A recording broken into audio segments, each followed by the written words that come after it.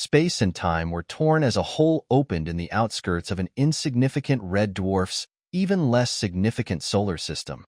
Shortly thereafter, a battered and burning Drellurian frigate literally cartwheeled into the system, leaving glowing spirals of plasma and debris as it helplessly tumbled into real space. If the crew wasn't preoccupied with other matters, they would have found it quite pretty. Damage report.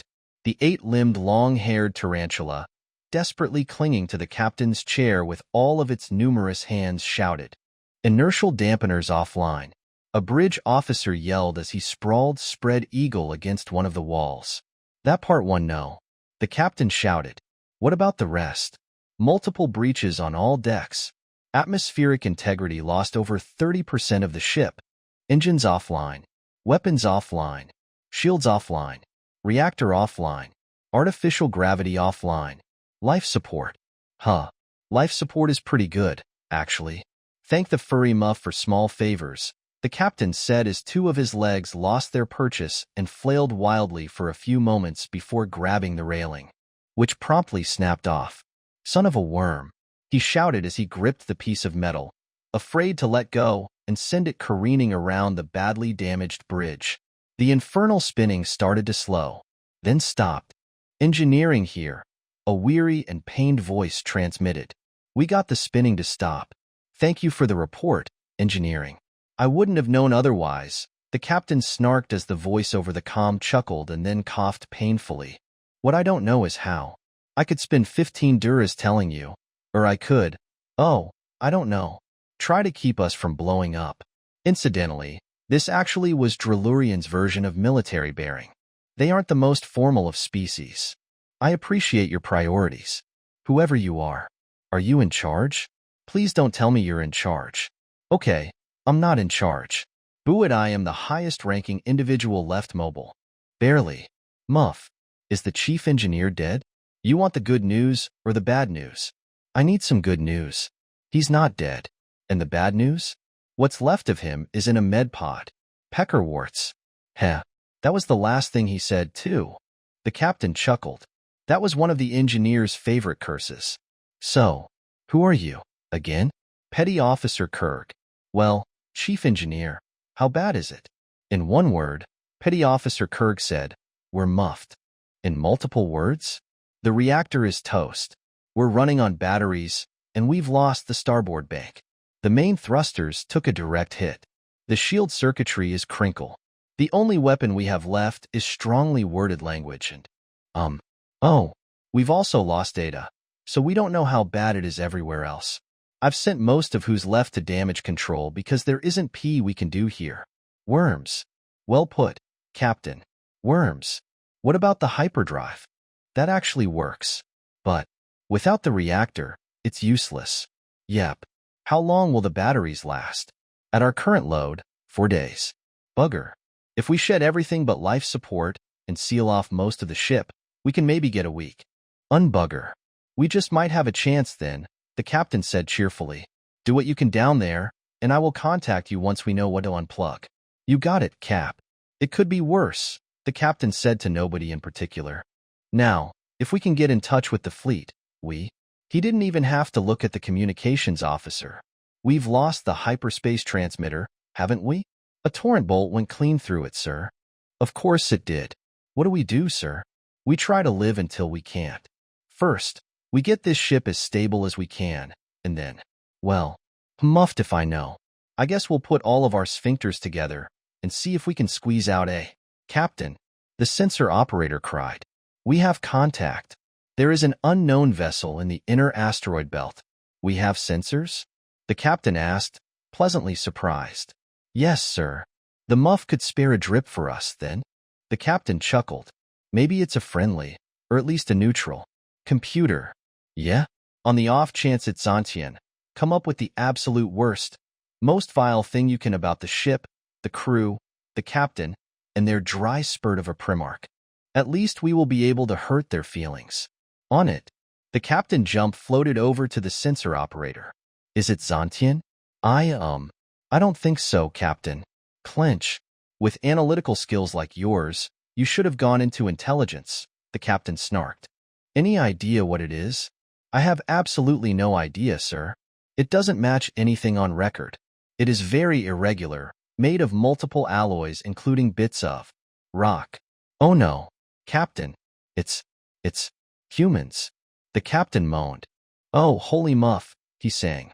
Why must you always fuck us? It's a human hive. A big one. The sensor operator wailed. The captain clenched his butthole in annoyance. Humans. Why did it have to be humans? Humans were the worst. They were the first sapient race classified as an invasive species, and they earned that honor. It was the Illin's fault, the mufflice. The Illin were just another petty empire, just like every other petty empire on the peripheries of galactic civilization.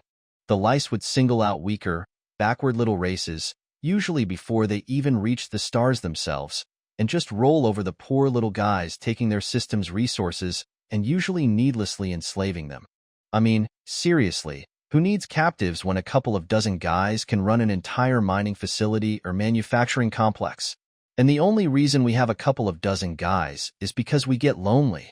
The Gale only have 2 people doing the same thing, and they intentionally never see each other. Then again, if I was a Gale, I wouldn't want to be around them either. Anyway, the Illin found the humans' homeworld and thought they hit the cosmic jackpot. Their world was lush and fertile, and the humans were just advanced enough to be useful, but not so advanced that they stood a hope in hell. And there were billions of them, an unprecedented number, an endless source of captive labor. The humans bred faster than they could harvest them, and that was the first warning sign, or should have been. Of course, we and all of the other civilized races condemned them for the conquest of Earth, just like we always do, but nobody was going to go to war over some little wad of dirt and its little savages in the corner of nowhere, just like we always didn't go to war over some little wad of dirt and its little savages. We all would shake our fists and talk about doing something, but we all knew we wouldn't. So we didn't. Sight being what it is, we should have known something like the humans would happen sooner or later. Just about every advanced race had case after case of someone digging up the wrong plant on the wrong island, or just having to have that shiny bright slaw because it was just so cute, and we all know how that turned out. So we all, blinded with complacency, let the Illin open up the biggest wet market in galactic history, Earth. At first, things went great for the Illin. Humans were exactly what they appeared to be, an endless supply of captives. Soon, every Illin household had at least one of them. They even started exporting them across the galaxy. The humans were fantastic laborers and servants, smart, capable, and, most of all, delighted to serve. It turns out that as despotic as we thought the Illin to be and as deplorable the conditions in which we thought their humans were kept, things were so much worse on Earth that humans fought to be the next unfortunate victim. That should have been another warning sign. The thing about humans, or any living creature, sapient or not, is that some are going to get loose. Either they get lost, or they get abandoned, or they just decide that they don't particularly feel like being livestock anymore. So, it was with some humans. The thing is, it only took some humans. They were every bit as smart and capable as it said on the shipping container. They were able to learn and learn quickly. The collars got hot-wired. Trackers got removed. Ships got stolen. Again, it wasn't all humans. It wasn't a revolt or anything. It was humans just being humans. Another thing humans do is breed. Each human pair can just squirt brood out of their muffs, if they even have muffs, like nobody's business. I mean, every standard business anim, a human can have a kid, and they often do. At first, this was only considered a good thing. But it should have been a big warning sign. Of course, these feral humans went back to their homeworld and got more humans. Did I mention that there were billions of the muff munchers? Yeah, that is what we call in galactic common an oopsie. They never attacked the Ilum. They would have lost. Then again, they didn't have to. One thing about space is that it is big. Really, really big. It's the perfect environment for pests. An infinity of dark corners in which they can creep, and breed. It was about then that the problem started. Humans learned our technology, but didn't have anywhere to make it. For a lot of races, that would have been the beginning and end of it, but a lot of races aren't humans. They wanted our tech. They needed our tech.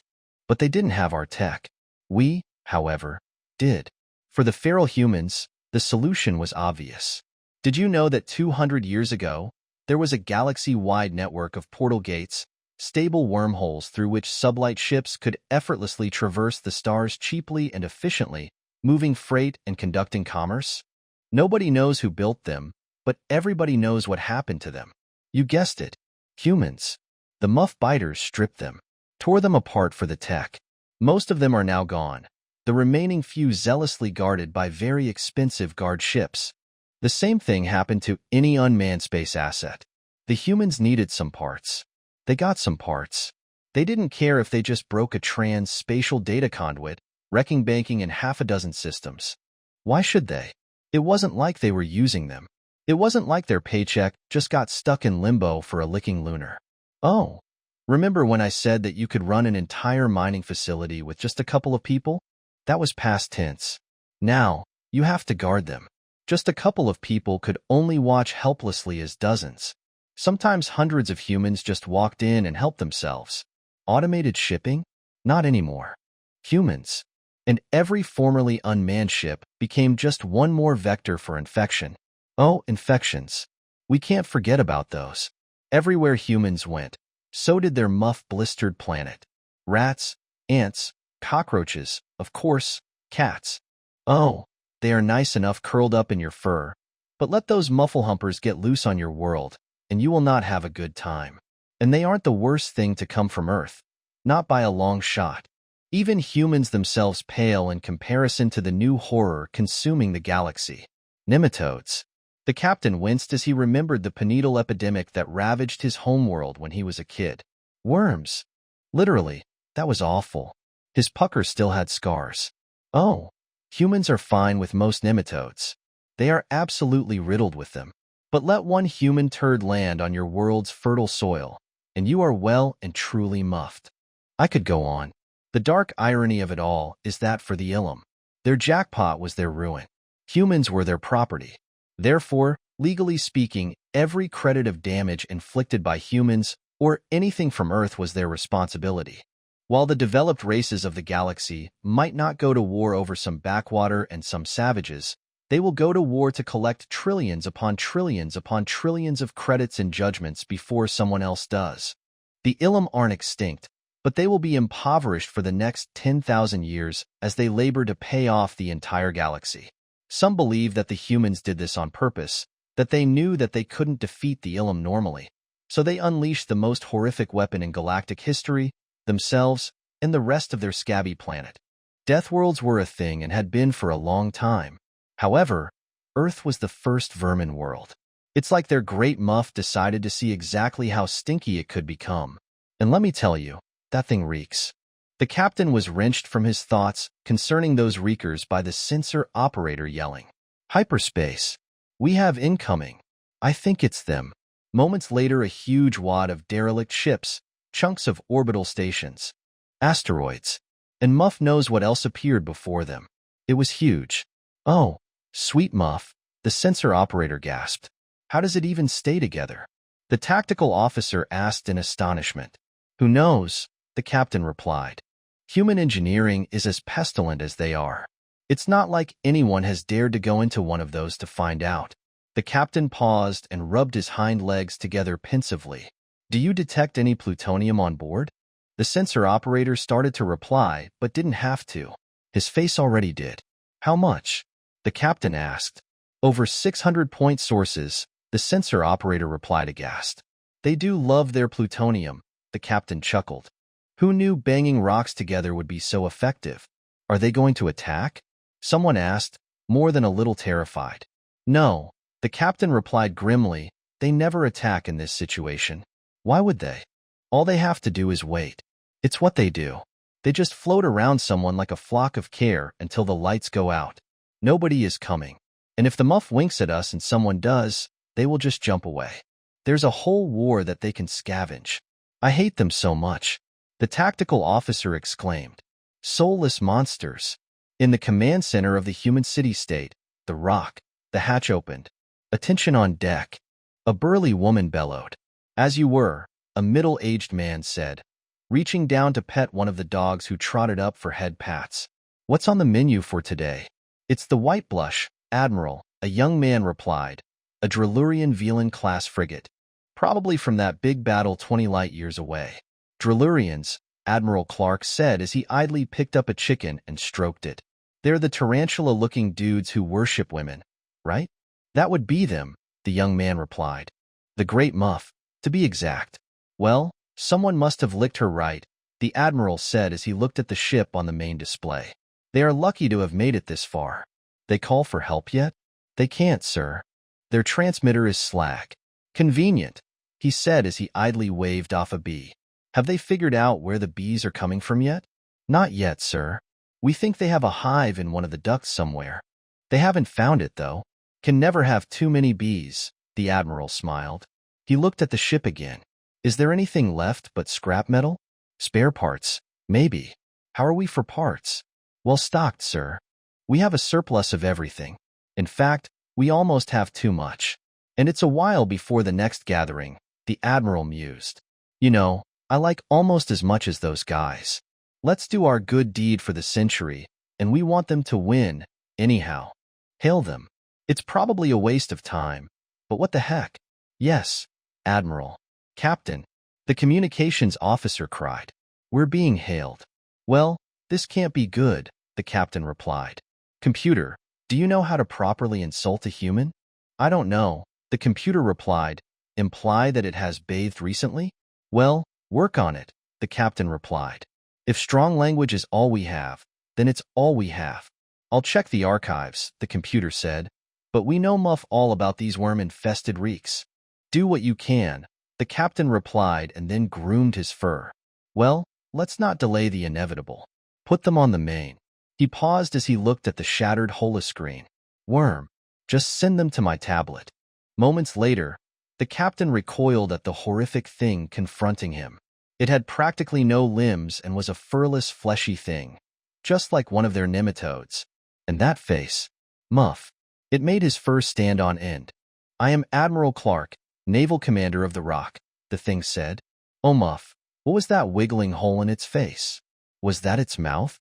I am Captain Nay, Captain of the White Blush, he replied, trying to look at the thing in what he supposed were its eyes. Those had to be eyes, right? Looks like you are in a bit of a pickle, the human said. If a pickle means we are muffed, then yes. We are in a pickle.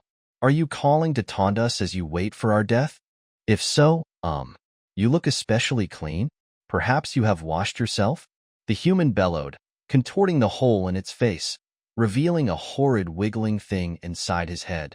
Was that a big worm? Suddenly, a white bird clumsily flapped across the screen. What the muff was that? Was that an attempt at an insult? Did it work? I am grievously wounded, the human said between bellows. I may never recover. It wasn't an insult. Oh well, at least he tried. Anyhow, the human said, you want us to call somebody to come and pick you up? What? Look, your ship is nothing but scrap metal. We already have plenty, the human replied, and we are saving our cargo space for much tastier goodies from this war of yours. So, do you want us to send a message? You can relay your communications through our transmitter if you want. You would do that? Why not? We like you guys, and we have a score to settle with the Xantians. They used to keep humans and exterminated the lot. You winning makes this little bit of the galaxy nicer, and the Xantians get to see what extermination feels like. More alive Drellurians means more dead Xantians. That makes us happy. That makes sense, the captain replied. But it would not work. Your transmitter isn't Drellurian, and our encryption was in our transmitter and updated remotely. An open transmission won't be believed. The human contorted his horrifyingly flexible mouth and bared its little nub-like teeth. Disgusting. We just happen to have a Drellurian transmitter with the current encryption. Of course, you do. You guys won, by the way. Well, muff. It was a trap. Your 8th Fleet jumped in not too long after you got popped. It was not a good day for those assholes. They lost their entire force. The captain splayed his mouth in a delighted smile. The human recoiled slightly. Perhaps proper dental hygiene intimidated it? May the moist, sweet muff be praised. The human made a strange snarking noise. God, I like you weirdos. I have no idea what weirdo means appeared in script across his tablet. Then, I would be delighted if you would relay a message to our fleet headquarters concerning our plight. Not a problem. The captain rubbed his rear legs appraisingly. Hey, you wouldn't happen to have a Zontian communication device and its encryption protocols, would you? I will send one right over, the human said with another of those disgusting mouth flexes.